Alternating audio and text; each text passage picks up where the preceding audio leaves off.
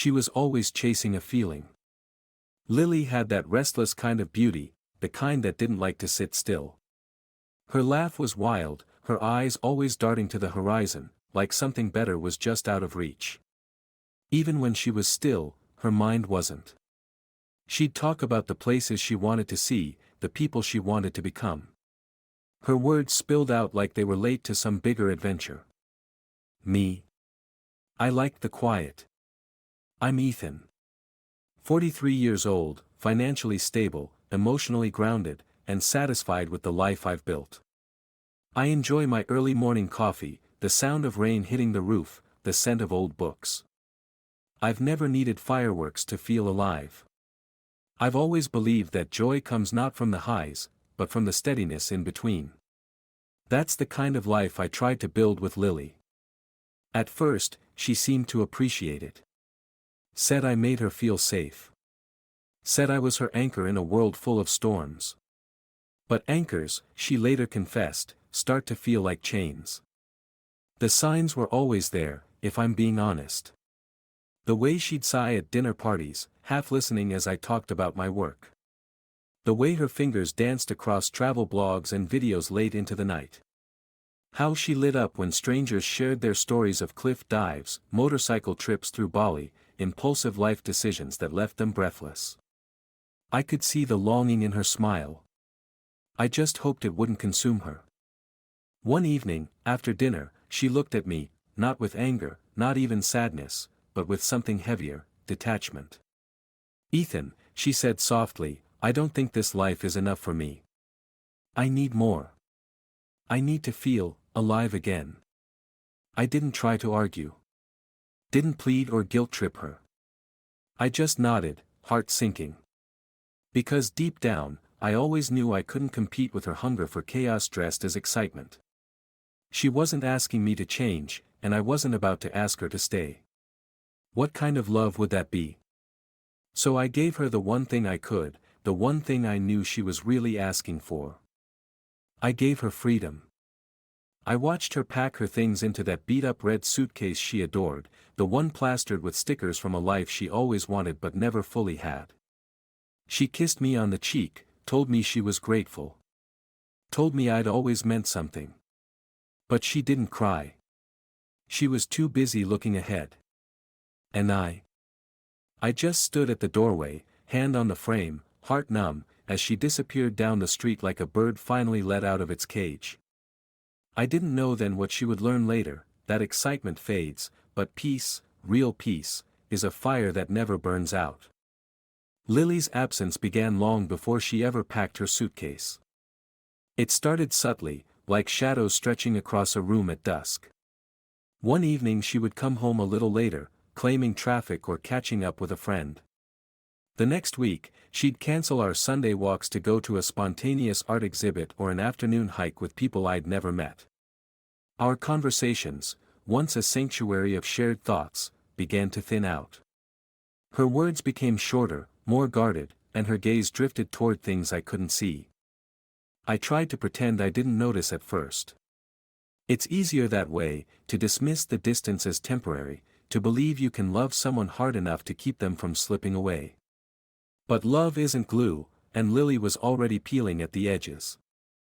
I remember the night she finally said it, how still everything felt, like the world had paused to listen in.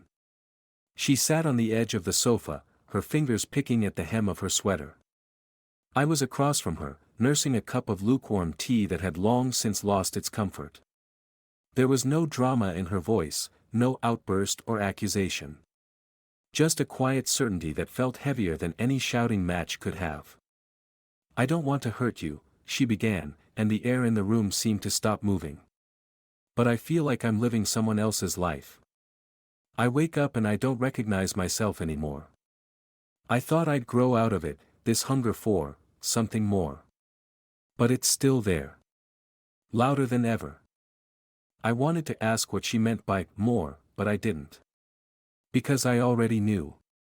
It was the same more she had been chasing since the day we met, a life painted in bold colors, full of movement and unpredictability. And I, despite my best efforts, was grayscale comfort, steady and warm but never thrilling. She didn't ask me to change. That would have been easier, maybe. A condition I could try to meet, a test I could study for. But instead, she asked for freedom, not in so many words, but in the way she looked at me, searching my face for either permission or resistance. I could have begged her to stay. I could have promised more spontaneous trips, different cities, new experiences. I could have tried to become someone I wasn't. But deep down, I knew that anything I offered would be temporary. She needed to go not because I lacked something, but because she needed to feel something for herself. And the only way to do that was away from me. So I nodded. Slowly, deliberately. If that's what you need, I said, surprised at how steady my voice was, then I won't stop you. Her eyes welled up with tears, but she didn't cry. Instead, she crossed the room, knelt in front of me, and placed her forehead against mine. You've always been the kindest man I've ever known, she whispered. And that's what makes this so hard. It would have been easier if she'd screamed at me, blamed me, created a reason to hate me. But she didn't. She left with kindness, and somehow that made it worse. There was no villain in this part of the story, just two people with different definitions of happiness. The next morning, she began to pack. She moved methodically, as if she'd already done this in her mind 100 times. I stayed out of the way, giving her space. Watching her fold our life into neat piles was like watching a home being quietly dismantled, one piece at a time. I noticed she left behind a few things: her favorite mug, the scarf I gave her one winter when she couldn't stop shivering, and a little cactus on the kitchen windowsill that she named Otis. I didn't touch any of them. When she finally wheeled her suitcase to the door, she looked back, not in regret, but in reflection. I don't know where I'm going yet, she admitted. But I need to go. I offered a nod, not because I agreed with her choice, but because I respected it. Maybe that's what love really is, not clinging, not forcing, but letting go with grace when the other person needs to find their own path. After she left, the silence was enormous. It echoed in the empty drawers and the quiet space beside me in bed. But I didn't fill it with noise. I let it sit. Let it stretch. Because I knew that healing doesn't come from rushing past the pain. It comes from standing still long enough to understand it. And I had time now. Time to reflect. Time to rebuild. But most importantly, time to find peace, not by chasing excitement, but by choosing myself. Lily's first few weeks away from me were intoxicating for her. There was something in the air, maybe the absence of familiarity, maybe the thrill of detachment, that gave her the sensation of rebirth. She sent a few polite texts in the early days. Landed safe. This hostel's full of energy. I'm meeting some people heading up the coast. Her messages were filled with exclamation marks and filtered snapshots, bonfires, surfboards, rooftop drinks with strangers whose names she'd probably already forgotten. I didn't ask questions. I responded with kindness and distance. This was her journey now. She traveled fast, like she was afraid that standing still would catch up with her. She roamed from one city to the next, chasing that elusive spark she had always believed was just one adventure away. She climbed volcanoes, skinny-dipped in moonlit oceans, danced barefoot at music festivals, and filled her days with movement. There were men too, temporary flings with men who promised little and expected even less. Each one was a distraction, a new possibility wrapped in charm and mystery. None of them stayed long, but that suited her.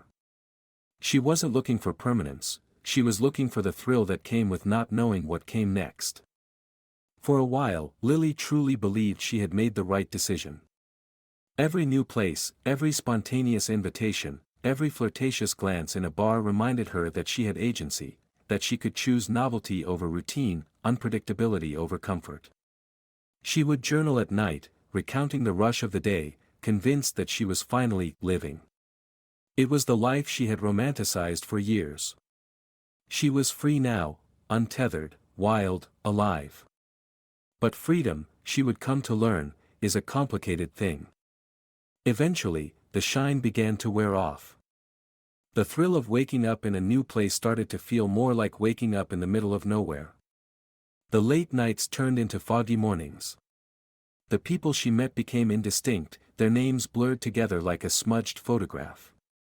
Conversations became repetitive, surface-level exchanges about where they were from, where they were going, what they were trying to escape. No one stayed long enough to matter. And slowly, Lily realized she wasn't escaping anything at all. She was just running. She tried to bury the growing ache. She filled her days with more distractions, new cities, louder parties, even riskier choices. But none of it reached the part of her that was quietly starving. The excitement she once felt started to feel frantic, even hollow.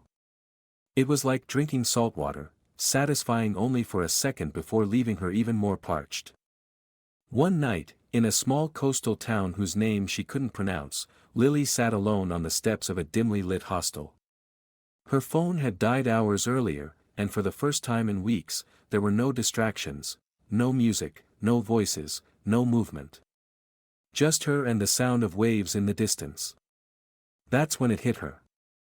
She wasn't fulfilled. She was exhausted. And for the first time since she'd left, she thought of me, not with regret, not with longing, but with clarity.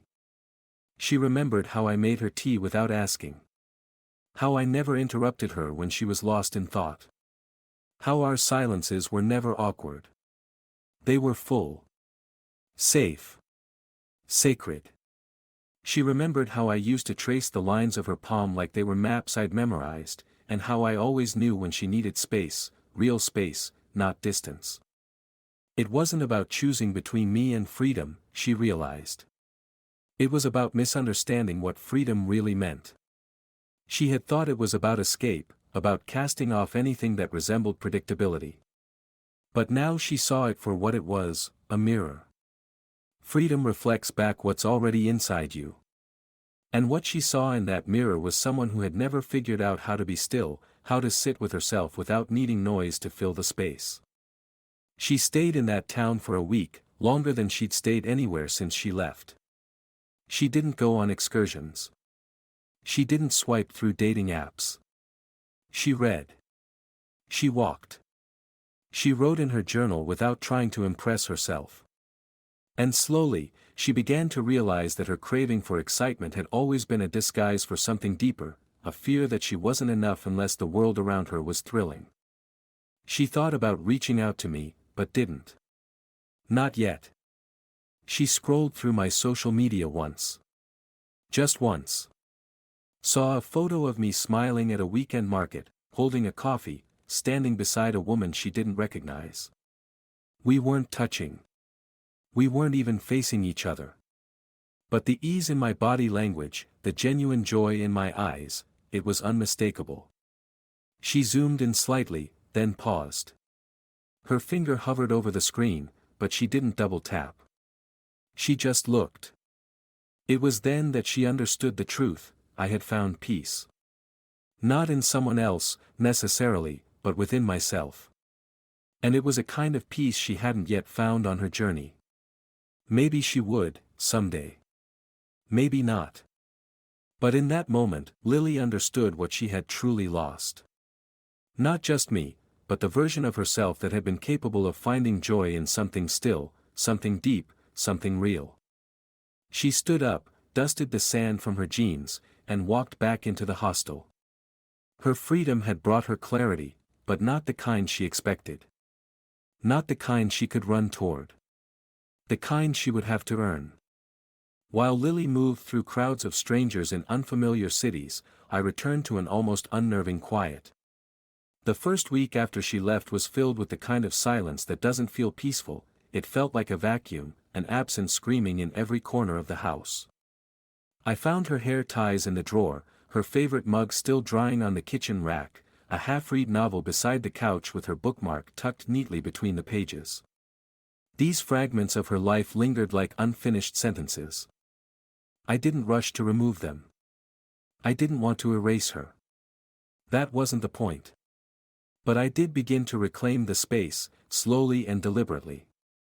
I moved my books back to the coffee table, filled the fridge with the foods I liked, simple things she used to tease me for. I started cooking again, something I hadn't done much when we were together because she always took the lead in the kitchen. I made too much at first, forgetting there was no one to share the leftovers with. But even those mistakes became part of the healing. I didn't wallow. That wasn't my nature. Instead, I turned inward, not in retreat, but in reflection. I began journaling every morning. Not grand poetic entries, but honest thoughts, small realizations, details I might have once overlooked. I began to notice how the morning light filled the kitchen at exactly 7:12 each day, or how the neighbor's dog barked like clockwork at 9:30 when the mailman came by. I had missed so much in my own life by being preoccupied with someone else's longing. When I returned to my hobbies, things that once defined me before our relationship became a constant negotiation, I felt a surprising sense of familiarity. I picked up my camera, wiped the dust off the lens, and began taking long walks just to chase the golden hour. I started painting again, badly at first, but it wasn't about perfection. It was about rediscovery. For the first time in years, I wasn't measuring my life against someone else's emotional scale. I was just living. Work felt different, too. I was sharper, more focused. Colleagues noticed a shift in me, though most didn't know why. I wasn't trying to distract myself, I had simply stopped carrying the weight of trying to keep someone happy who didn't want to be still. I poured my energy into mentoring younger employees, something I had always meant to do but never found the bandwidth for. And in doing so, I began building something again, not a romantic relationship, but a legacy, a sense of purpose that belonged solely to me. Meanwhile, I heard bits and pieces about Lily through mutual friends or casual social media glimpses. She looked radiant in the photographs, sun-kissed, glowing, always in motion. But there was a hollowness to it if you looked closely. Her captions grew shorter. Her posts less frequent. The comments from her new friends began to fade. And slowly, I stopped looking. Not out of bitterness, but because I no longer needed to. Something shifted in me about 2 months after she left. I was sitting on a bench in the park with a book in my hand and no sense of urgency. I watched a little girl feed pigeons while her mother filmed her from a distance. The child laughed so loudly it startled a few birds, and they scattered into the blue above. That's when I realized I wasn't lonely anymore. I missed Lily, yes, but the version of her I missed was from years ago, before she began chasing something neither of us could define. And in that space where grief had once lingered, peace bloomed. I started going to community events, farmers markets, open-air concerts, small gallery exhibits. I met new people, not with the hope of replacing what was lost, but with the openness to experience something different. One woman in particular, her name was Ava, struck me with her quiet strength. She didn't try to dazzle me with stories of wild adventures. She asked thoughtful questions, listened without waiting to speak, and carried herself with the kind of ease that only comes from someone who knows herself. We met a few times, shared long conversations over coffee, and though I felt no need to define what we were, I knew I enjoyed being around her. She made the air feel lighter. One evening, I posted a simple photo, a shot I'd taken on a trail near the lake. Just light cutting through the trees and a single bench beneath them. No hashtags. No explanation. Just a moment of beauty I'd captured. A few days later, I noticed Lily had seen the post. No message followed. No like. Just a quiet acknowledgement. I could almost see her sitting alone somewhere, phone in hand, wondering how I looked so content. Maybe even wondering how someone she left behind had somehow found the thing she had been chasing. The truth is, I didn't find it out there. I found it right here, in the quiet moments, in the stillness, in choosing not to run but to remain, to root, to grow. That was the reality. She had searched the world for excitement. I had simply stood still long enough to rediscover my joy. Lily returned in the fall. Not with a grand gesture or a dramatic plea, but with a message sent on a quiet Sunday morning. It was short, "Are you home?" And it caught me off guard, not because I hadn't imagined this moment, but because I no longer needed it. Still, I replied, "Yes. I'll be on the porch." I made no effort to tidy up the house or prepare some emotional speech. There was no anticipation in my chest, only curiosity. The kind you feel when revisiting an old place from childhood, wondering if it still feels the same, knowing you've already outgrown it. She arrived 20 minutes later, dressed simply in jeans and a coat too light for the chill in the air. Her hair was longer than I remembered, a little tangled from travel. Her eyes, though, were where the real changes had settled, once alive with a hunger for more, now softened by the weight of too much. She hesitated at the edge of the steps, uncertain, as if unsure she still belonged here. I gestured to the chair beside me without a word. She sat down slowly, looking around like she was expecting something to leap out of the past, some trace of herself left behind. "It's quieter than I remember," she said after a long pause. "It always was," I replied. That silence stretched between us again, but this time it wasn't heavy. It was honest. She glanced sideways at me, eyes searching for something she hadn't yet found in herself. "I thought I knew what I wanted. I thought freedom would make me feel alive. But all I found was noise, temporary highs that disappeared the moment they came." I nodded. I didn't need to say I know. The way she spoke, the weariness in her voice, told me she had lived the answer to her own questions. She turned toward me fully now, more vulnerable than I'd ever seen her. "I made a mistake, Ethan. I left something real in search of something that wasn't. And when I finally saw your photos, your smile, it hit me. You gave me what I asked for, and you never looked back. I had to move forward," I said gently. "And I found something worth walking toward." There was no anger in her gaze, just sadness and understanding. She wasn't asking for me back. Not really.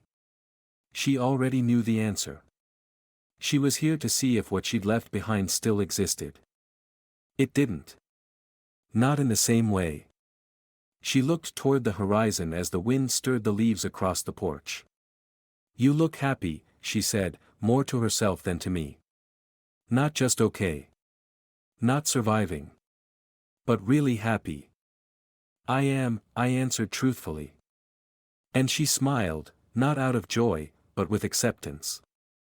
There was grace in her quiet nod, in the way she stood up and didn't reach for me, didn't beg for something that no longer belonged to her. Her freedom had brought her full circle, but not to reclaim something lost. Only to understand what it truly meant. As she walked away, her steps were slower, more grounded than the day she left. And this time, I didn't watch the horizon for her return. Because I wasn't waiting.